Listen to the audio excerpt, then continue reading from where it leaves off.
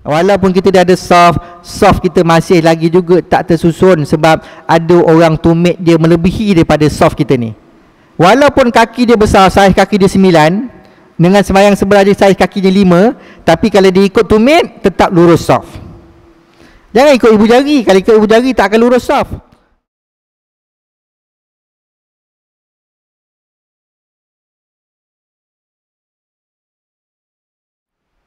Bismillahirrahmanirrahim. Assalamualaikum warahmatullahi wabarakatuh. Rasulullah sallallahu alaihi wasallam bersabda, qala Rasulullah sallallahu alaihi wasallam, masalul mu'minina fi tawaddihim wa ta'atufihim kamasalil jasad iza staka minhu udun tada'a lahu sairul jasadi bis sahri wal humma. Hadis yang biasa kita dengar ini berkaitan dengan perumpamaan orang-orang yang beriman adalah dalam berkasih sayang dan tolong menolong laksana satu tubuh. Apabila menderita satu anggota tubuhnya, maka seluruh tubuhnya turut serta merasakan penderitaan itu dengan merasakan sakit dan panasnya. Hadis riwayat Muslim, hadis sahih, yang mana merupakan akhlak Nabi yang dimuatkan oleh pengarang kitab rahimallahu ta'ala, iaitu akhlak dalam hidup berkasih sayang dan juga bantu-membantu antara satu sama lain. Tuan-tuan yang mati Allah subhanahu wa ta'ala, Nabi SAW memperumpamakan orang-orang yang beriman. Orang-orang beriman ni kita lah, siapa lagi? Orang-orang yang mengucap 2 kalimah syahadah dalam berkasih sayang dan tolong menolong antara satu sama lain itu, kata Nabi, laksana satu tubuh badan kita ini. Apabila menderita satu anggota tubuhnya, maka seluruh tubuhnya turut serta merasakan penderitaan dan merasakan sakit dan panas. Kalau demam, kita demam, satu badan kita akan rasa panas, satu badan rasa sakit. Kalau panas, satu badan rasa panas. Kalau sejuk, dia tak ada demam sejuk, dia demam panas. Tapi ada orang gigil sebab demam, sebab sejuk dalam. Kalau gigil, satu badan gigil kesejukan. Sama macam kita sakit gigi. Semua ada pengalaman agaknya sakit gigi. Sakit gigi tu sebatang je, satu batang je sakitnya sampai ke gusi. Tapi satu badan tak boleh tidur. Dia tak boleh buat kalau sakit gigi, kata mata, engkau yang sakit gigi, aku nak tidur. Kata mata pun pejam mata, rasalah engkau sakit. Tak, dia tak berlaku macam tu. Kalau sakit gigi geraham yang sakit, kata kaki, alah engkau yang gigi yang sakit, aku kaki tak sakit, aku nak main bola. Sakit gigi, satu batang gigi yang sakit. Tangan tak sakit, kata tangan yang sakit tu gigi, tangan tak sakit, aku nak main pingpong.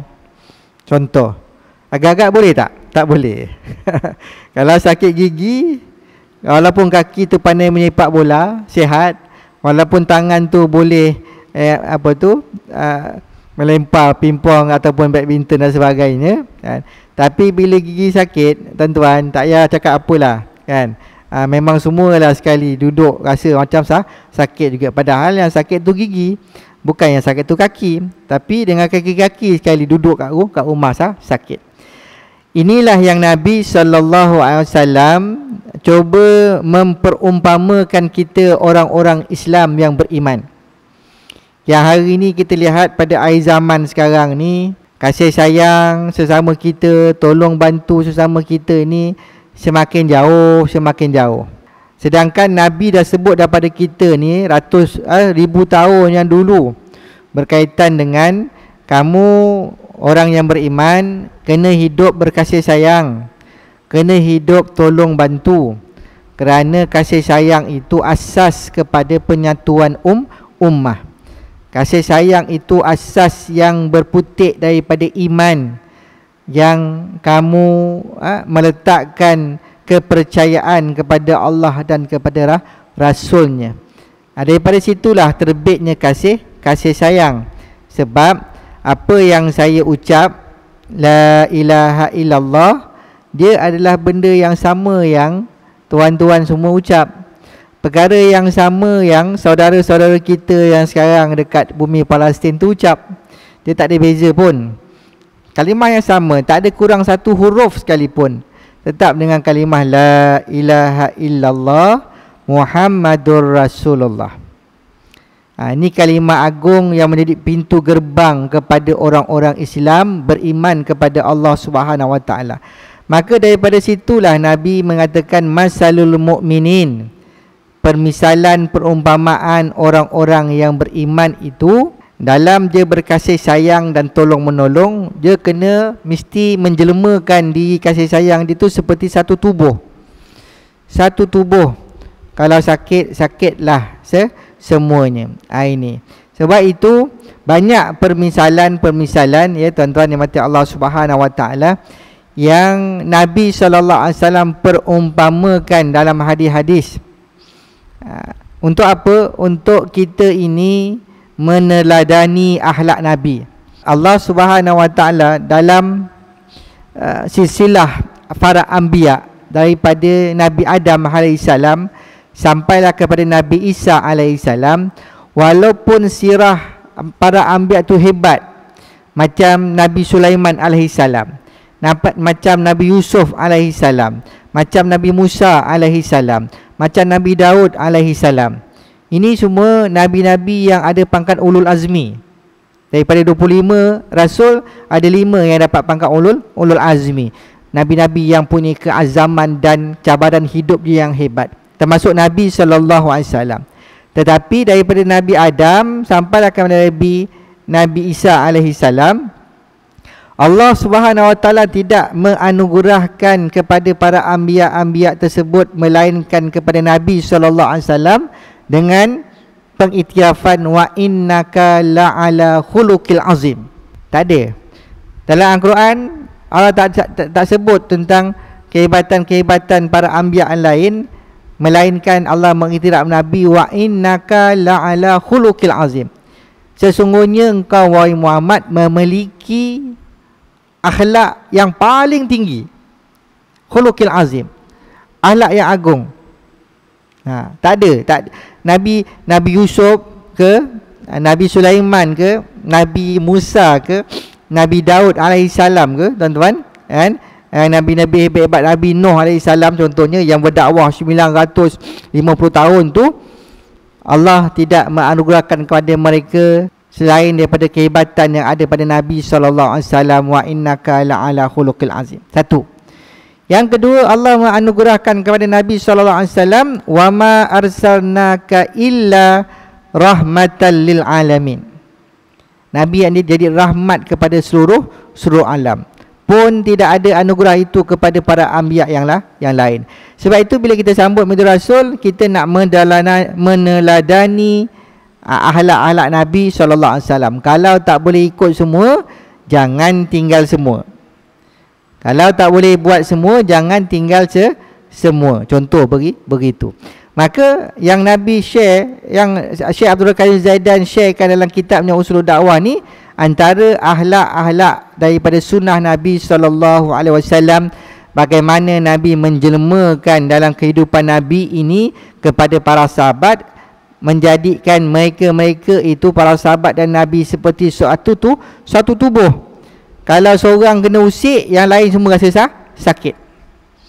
Kalau seorang kena jentik, yang lain pun rasa sakit juga sebab kau jentik saudara aku. Ini perumpamaan yang semakin terungkai di kalangan orang-orang Islam akhir zaman sekarang ini. Sebab itu tuan-tuan dimati Allah Subhanahu Wa Taala, kan, Nabi SAW memperumpamakan antara orang-orang yang beriman ini, umat Islam ni bagai seperti pepohon. Masalul mu'min kamasaliz zara'. Seperti pepohon. Pepohon yang satu pokok itu tertanam, bawah dia akar yang mendalam, dia mendulang ke atas daripada dahan-dahannya, ranting-rantingnya, daun-daunnya, buah-buahnya yang nampak rimbun kukuh pokok tersebut itu di atas dasar ketunjangan akar je yang mendasari bumi dalam. Maka Nabi mengumpamakan umat Islam ini seperti pohon tanaman. Kita kena buat macam, kena ada rasa macam tu. Nabi SAW memperumpamakan manusia, umat-umat Islam ini seperti bangunan yang kukuh. Al-mu'min lil mu'min kal bunyan. Orang mukmin dengan orang mukmin yang lain tu seperti satu bangunan. Bangunan tu tuan tengok masjid kita ni, nampak cantik ni satu bangunan ni. Yang masjid-masjid, hospital-hospital, universiti yang dekat Palestin semua habis ya ada. Dibom oleh Yahudi laknatullah. Syair sana. Maka Nabi perumpamakan manusia itu al-mu'min lil mu'min kal bunyan. Orang Islam, mukmin yang beriman, seorang dengan seorang yang lain itu seperti sebuah bangunan. Kalau tuan-tuan tengok bangunan masjid kita ni yang lama dah terdiri ni, tahun berapa ni terdiri masjid kita ni? Ada sejarah dia. Dia terbina daripada anasir-anasir yang berbeza-beza. Daripada pasir, daripada batu, daripada air, daripada simen, daripada cat, kayu mungkin, besi dan sebagainya, yang diadun menjadikan bangunan masjid ini, ditambah dengan cat-cat yang cantik, kan, maka nampak tersegam indah walaupun telah berpuluh tahun, beratus tahun contohnya didirikan. Tetap kukuh. Siapa paling kuat sekali kat Seramat ni? Pergi tumbuk dinding ni. Kan? Siapa paling kuat orang Seramat ni kan? Pergi tumbuk dinding dalam masjid ni kan? Dinding dalam masjid ni. Agak-agak kalau dia tumbuk tu, kipas boleh jatuh, dinding boleh retak, okey tu. Tapi kukuh bangunan ni, kukuh. Kerana dia diadun daripada berbagai-bagai unsur-unsur kehidupan dunia. Begitulah orang-orang Islam. Kalau mereka tu bersatu, tolong bantu antara satu sama lain, dia akan jadi kuat macam lidi penyapu. Lidi penyapu tu tuan-tuan tengok tu kan, sekarang ni kita tak pakai lidi penyapu, semua pakai vacuum kat rumah. Sekali vacuum rosak, tak ada benda, cari lidi penyapu juga. Lidi penyapu tu kalau sebatang saja lidi daripada kelapa tu, patah dengan 2 jari pun boleh patah. Tapi bila dikumpulkan lidi penyapu itu jadi satu ikat, dia dah nama lidi penyapu, dia tak nama lidi kelapa. Dia dapat nama dia baru dah, lidi penyapu. Lidi penyapu yang seikat besar gitu tu tuan-tuan, diikat kukuh kat atas pangkal dia tu, tuan-tuan pukul lah pada segi-segi bangunan ni. Patah ke tidak? Tak patah. Tak patah. Walaupun sebatang itu dia boleh patah dengan 2 jari je. Tapi bila diikat sebesar cawan ni, diikat kan, panjang dia punya penyapunya, tuan-tuan pukul lah pada dinding-dinding yang segi-segi. Tak, dia tidak akan patah dan dia tidak akan rosak. Ini perumpamaan yang Allah suruh kita berfikir. Saya fikir, tuan-tuan semua fikir tentang kita ni orang Islam yang beriman. Kita mesti ada nilai kasih sayang, bantu-membantu, tolong bantu antara satu sama lain itu seperti ibarat sebuah bangunan. Seperti ibarat seperti seikat lidi penyapu. Ibarat seperti pohon pokok yang menjulang besar. Ibarat seperti satu tubuh. Kalau ada anggota yang sakit, maka yang lain juga terasa sakit. Iman inilah yang semakin hari semakin terhakis di kalangan hati-hati kita. Tuan-tuan tengok je lah isu sekarang ni, isu di Palestin sana. Jauh, kita tak terasa. Tapi masih ada di kalangan kita yang dia tak rasa dan tak terasa apa-apa. Biasa hidup gitu kan. Ada malah ada lagi orang Islam cakap, siapa suruh pergi serang dulu Israel tu, kata dia. Dah tahu Israel tu kuat, kita ni tak kuat, apa pergi kacau dia. Ni orang kita cakap macam tu. Sedangkan dia tidak memahami tentang sejarah bumi Palestin itu. Dia tidak memahami tentang bagaimana Allah menyatakan bahawa bumi Palestin itu ada dalam Al-Quran. Bila ada sebut dalam Quran ni tuan-tuan, yang kita selalu sebut tu Isra Mi'raj tu kan, yang Allah sebut tentang perjalanan Nabi itu, subhanallazi asra bi 'abdihi lailan minal masjidil haram ilal masjidil aqsa. Tu allazi barakna haulahu linuriyahu min ayatina, yang Allah berkati di sekelilingnya itu sebagai tanda-tanda kebesaran Allah. Itu saja. Sebab itu orang kafir, boleh cakap kafir tuan-tuan? Boleh lah kan? Qul ya ayyuhal kafirun. Allah sebut dalam Quran. Allah, kalau kita dah sebut orang kafir pun takut dah. Gila lah orang Islam ni kan. Memang Allah sebut dah kafir, cuma kita tak boleh lah kafir, tak boleh tak macam itu kan. Tapi Allah tak nyatakan dalam Quran tu, ya qul ya ayyuhal kafirun. Semua apa belaka dalam masjid ni. Katakanlah wahai Muhammad, qul ya ayyuhal kafirun, kepada orang-orang kafir. Cuma adab kita bercampur gaul dengan orang India, orang Cina, orang asli tuan-tuan. Tak boleh lah kita oi kafir kata kan. Itu tak boleh lah, tak beradab nama dia. Tapi dia memang tak beriman pada Allah, memang gelarannya kafir. Itu je lah, tak ada masalah kan. Kalau dia tak nak kata dia panggil orang kafir, suruh dia Islam dulu, mengucap 2 kalimah syahadah. Taklah dia panggil kafir. Orang-orang bukan Islam, lembut sikit bahasa. Orang-orang non-Muslim, lembut sikit bahasa. Contoh, dia memang tidak akan memahami erti keberkatan. Tak akan memahami punya erti keberkatan. Sebab keberkatan ini bukan dapat mata-mata wang ringgit, bukan boleh sentuh tuan-tuan. Tak. Barakah, berkat. Kalau kita nak katakan berkat tak berkat bumi Palestin itu, hari Gaza tu tuan-tuan kan, Gaza tu sebesar Shah Alam je. Lebih kurang lah kata orang-orang lah kan. Saya pun tak pernah sampai lagi kat Palestin sana, tapi sebesar Shah Alam, besar, keliling besar dia. Ataupun lebih kecil sikit daripada bumi Perlis, Shah Alam tu.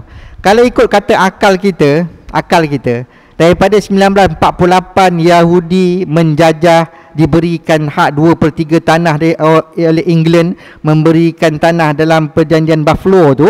Kalau sejak daripada itu dia menjajah, kalaulah dia nak gunakan persenjataan dia hari ni pun, kalau dia nak gunakan persenjataan dia nak hancurkan bumi Gaza tu, anytime boleh, kalau ikut kata akal kita lah. Tapi kenapa tak berlaku? Kenapa Masjidil Aqsa masih teguh berdiri walaupun dia cuba gali keliling tu untuk meruntuhkan Masjidil Aqsa kan? Sebab ada keberkatan kat situ. Nabi sebut bumi Syam yang ada Palestin di dalamnya itu adalah bumi yang paling banyak malaikat berada. Kita nampak? Kita tak nampak, tapi kita yakin sebab kita beriman pada Allah. Orang kafir percaya? Takkan percaya. Walaupun nampak yang berlaku kat Palestin hari ni, kereta-kereta kebal dia boleh hancur, boleh meletup dengan hanyalah tembakan-tembakan kecil. Dia nampak ada sekolah manusia yang berbaju putih yang berdepan dengan dia ramai. Dia nampak benda tu kan. Tapi dia tetap tidak beriman kepada Allah Subhanahu Wa Taala sebab dia tidak ada kepercayaan kepada perkara-perkara tersebut selagi dia tidak beriman kepada Allah Subhanahu Wa Taala. Ni orang bukan Islam. Kalau dia faham pun, dia mungkin memahami sejarah. Kalau dia faham pun, mungkin dia hidup bersama-sama dengan orang kan, orang-orang baik kan, orang-orang yang dipelihara oleh Allah SWT. Dia melihat sini dengan mata kepala dia, orang ni bagus, ada keberkatan daripada dia, mulut dia cakap masin, apa semua ni kan. Mungkin dia hidup bersama. Tapi selagi dia tak hidup bersama-sama dengan memerhatikan tentang keberkatan hidup ni tuan-tuan, dia tidak akan dapat memahami. Nabi saja SAW, Nabi, sikitlah cerita ni, tuan-tuan tahu dah cerita ni.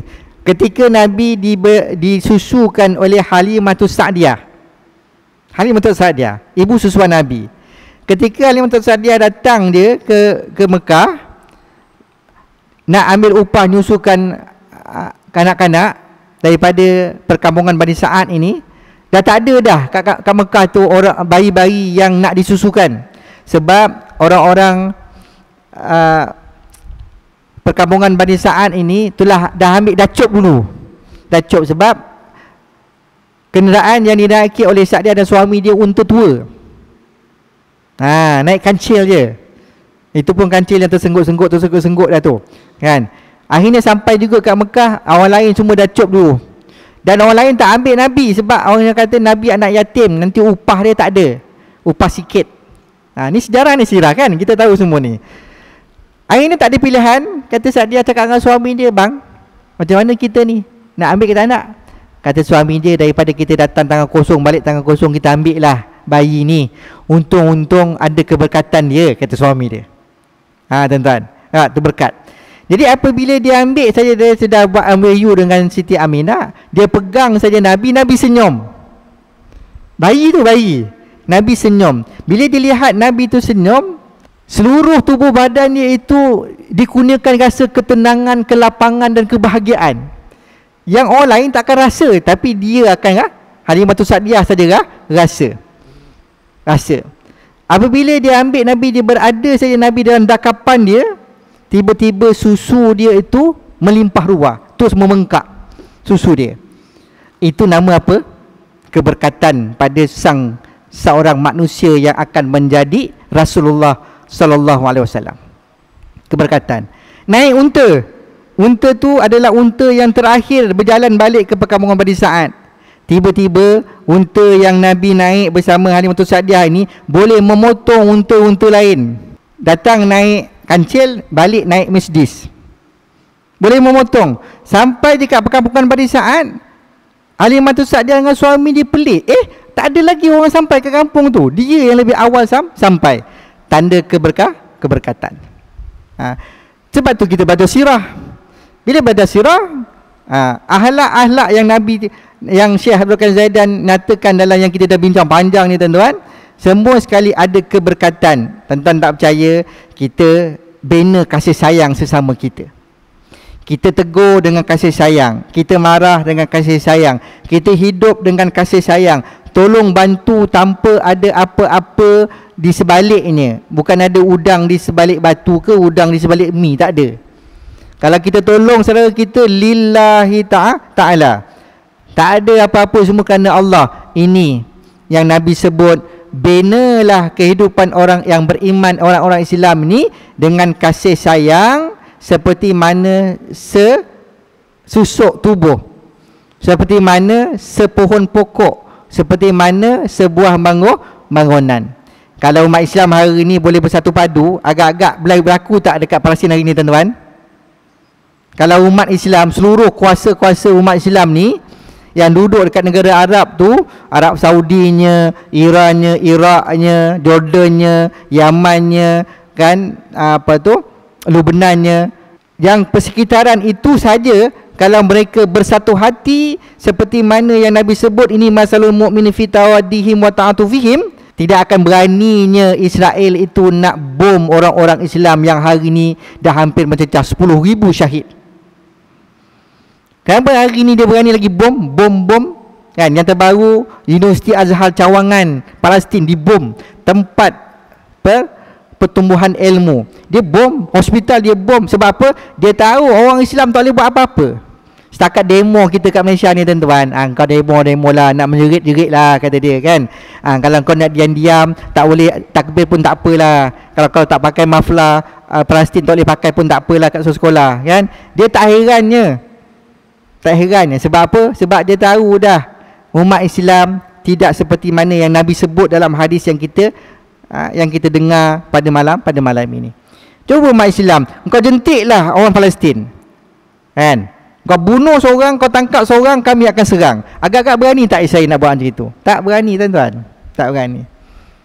Dalam satu sejarah, kata tak saya zaman Umayyah, tuan-tuan dimata Allah SWT, satu kelompok tentera Islam ni nak pergi berperang. Dalam keadaan dia nak pergi berperang itu, kan, tiba-tiba ada seorang tentera berbisik kepada dia punya lieutenant dia, ketua dia. Berbisik wallahu alam, apa tak tahu dia bisik tu. Maka orang yang berbisik itu, dia buka baju dia, dia letakkan senjata dia, dia pergi terjun dalam sungai. Dalam sungai. Lepas seorang terkejun, seorang pula buka, seorang terkejun. Yang jaga-jagalah. Tapi majoriti itu sama-sama buka baju terjun dalam sungai. Orang-orang kafir, tentera-tentera kafir ni, dia lihat daripada jauh pakai teropong. Apa peliknya tentera-tentera Islam ni, kata dia. Dia tadi dah berkawat semua, dah angkat senjata, tiba-tiba buka baju terjun dalam sungai. Apa cerita ni, kata dia kan. Dia tengok terjun. Akhirnya dalam ramai-ramai terjun tuan-tuan, kan, menyelam dalam sungai itu, seorang timbul pegang cawan. Seorang timbul pegang cawan. Kebetulan ni letak cawan ni kan. Timbul pegang cawan. Bila seorang itu timbul pegang cawan, yang lain-lain semua bangun, naik semula ke darat, pakai balik baju tentera dia.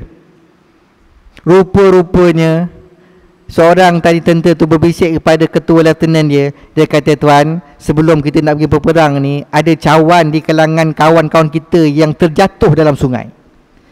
Ada cawan kawan kita yang terjatuh dalam sungai. Kita kena cari cawan tu dulu, baru kita menyusun balik tentera kita. Bila orang kafir tengok, tuan-tuan, dia kata satu cawan pun orang Islam boleh terjun dalam sungai menyelam cari untuk cawan-kawan dia, apatah lagi kalau kita usik orang Islam.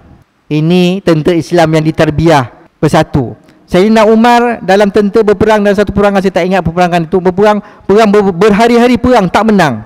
Lawan-lawan tak menang, lawan-lawan tak menang. Maka satu malam itu Umar menyusun semua, panggil semua tentera-tentera untuk solat tahajud malam. Solat tahajud malam. Bila solat, Sayyidina Umar melihat saf dalam solat itu tidak lurus. Kata Sayyidina Umar sebut, inilah puncanya kenapa kita gagal memenangi walaupun kita ada kelebihan menang. Maka tahajud malam itu disusun dengan pedang, meluruskan saf ni dengan pedang. Selalu saya sebut dengan tuan-tuan, tumit kita sekata tumit ni kita semayang ni memang dah ada garisan saf dah ni. Maka tengok tumit, bukan tengok ibu jari, tengok tumit orang sebelah. Tengok kiri, tengok kanan. Sama tak dengan tumit kita? Orang sebelah tengok tumit kiri, tumit kanan. Masa saf kita ni sebenarnya dah dipandu lurus dah, maka merapatkan saf, bahu bertemu bahu. Kalau selagi mana kita semayang, tuan-tuan tengok, saya semayang Jumaat dekat sini, selalunya lah.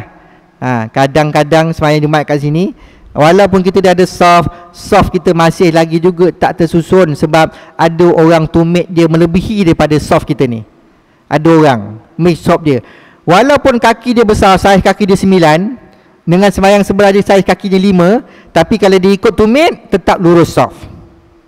Jangan ikut ibu jari. Kalau ikut ibu jari tak akan lurus soft. Tu keadaannya. Sayyidina Umar meluruskan saf dengan pedang. Esok berperang, Allah bagi anugerah kemenangan kepada umat Islam, sebab saf itu menyatukan hati-hati umat Islam. Saf dalam semayang tu. Sebab tu hebat semayang berjemaah ni. Salah satu daripada sunnah agung dia adalah sufufakum, luruskan saf, rapatkan saf. Kerana dengan luruskan saf dan rapatkan saf itu akan merapatkan diri orang Islam dengan kasih sayang. Meluruskan saf itu akan meluruskan hati-hati orang-orang Islam yang beriman dalam semayang dan di luar semayang. Ini kehebatan. Sebab itu kita kena tiru akhlak Nabi. Hari ni ada orang tak kisah pada Palestin, suruh boykot, suruh derma, dah tak banyak duit, suruh boykot pun susah. Masih beratur lagi dekat McDonald, dekat KFC, dekat makanan-makanan, minuman-minuman yang memang menjadi penaja utama kepada Israel, laknatullah. Kita ada kisah. Sebab kita tak rasa apa yang saudara kita tanggung dekat bumi Palestin saja. Kerana apa? Iman kita sangat jauh dengan saudara-saudara kita. Sedangkan bumi Palestin itu dipertahankan kerana dia adalah bumi bagi umat Islam. Saya cakap ni dengan tuan-tuan semua dah faham dah, insya-Allah. Tolong sampaikan tu. Yang leka-leka, yang azan masih lagi duduk kedai kopi, azan masih duduk di tengah tepi padang, yang tak kisah semayang subuh. Sekarang ni ada kempen IKIM, Radio IKIM, kempen untuk Palestin semayang subuh berjemaah. Kalau nak menyerit takbir Allahu Akbar, pergi demo sana demo sini, semayang subuh kat rumah tak payah. Semayang subuh dalam selimut kat rumah. Orang dah habis semayang subuh pukul 7 pagi, dah habis waktu subuh, habis syuruk baru nak bangun. Jauhlah lagi kita nak mempertahankan bumi Palestin sebagai bumi Masjidil Aqsa itu, sebagai bumi yang wajib dipertahankan dengan rasa iman dan kekuatan akidah kita kepada Allah Subhanahu Wa Taala. Akhirnya tuan-tuan dimati Allah Subhanahu Wa Taala, Allah Subhanahu Wa Taala menyatakan dalam surah Maryam ayat 96 tentang sifat orang-orang yang beriman ini. A'udzubillahi minasyaitonirrajim. Innal ladzina amanu wa 'amilus solihat. Orang-orang yang beriman dan beramal dengan amal-amal saleh, saya ja'alu lahumur rahman wudda. Orang-orang yang beriman dan beramal dengan amal-amal soleh, semua sekali apa-apa amal soleh yang dia buat tu adalah amal soleh, saya ja'alu lahumur rahman. Maka kata Allah Subhanahu wa taala, Allah pasti akan menanamkan dalam hati mereka rasa kasih sayang orang ramai terhadap mereka. Ini kehebatan orang beriman dan beramal soleh. Satu daripada cabang-cabang beriman dan beramal soleh, Allah akan campakkan, tanamkan dalam hati mereka rasa kasih sayang kepada orang-orang ramai. Orang ramai, saya tengok tuan-tuan rasa kasih sayang, tuan-tuan tengok saya pun dengan rasa kasih sayang. Ini puncanya beriman dan beramal dengan amal-amal soleh. Wallahu a'lam. Tuan-tuan dimati Allah Subhanahu taala, selesai tajuk kita ni. Akan datang kita akan masuk dalam bahagian kelengkapan sistem akhlak dalam Islam, yang baik daripada Allah, yang lemah daripada kelemahan saya sendiri. Taqabbalallahu minkum minna wa minkum taqabbal ya karim. Assalamualaikum warahmatullahi wabarakatuh.